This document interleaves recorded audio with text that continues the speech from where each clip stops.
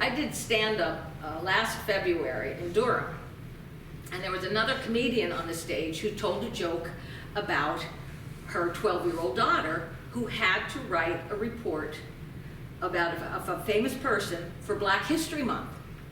And her mother wanted her to pick somebody who was courageous and confident and inspirational, somebody like Rosa Parks or Martin Luther King or even Oprah Winfrey. So the mom asks her, well, who did you pick? And the daughter says, I picked Megan Thee Stallion. Well, the whole room roared.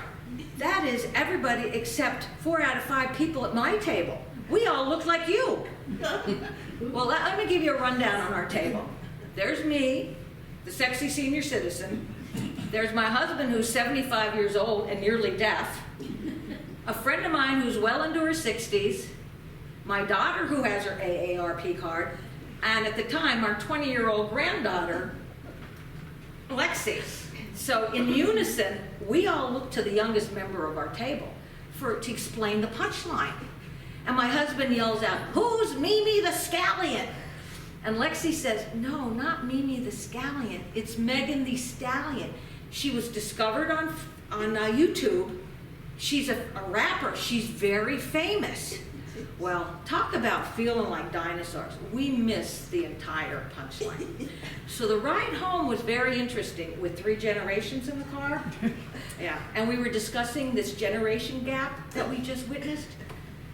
And the longer we talked, the more we realized just how much we had in common. Me with our baby boomers and Lexi with her Gen Z. So we made a list. She says she was afraid she was going to fail a calculus test on Tuesday. I told her I was afraid I was going to fail a urine test on Friday, right? Lexi said she and her sorority sisters are afraid of losing control at a fraternity party. I said, my friends and I are afraid of losing control of our bladders at the senior center. And then Lexi said she and her roommates were afraid of not getting into senior housing next year at NC State. And I told her, Papa and I are afraid of not getting into senior housing next year at Del Webb. And then Lexi said she and her friends are afraid of disappointing their parents. And I said, my generation is afraid of disappointing that nice young man who calls every week about our car's extended warranty. Do I have an amen on that? Yeah. And then Lexi said, her generation is afraid of creepy old men.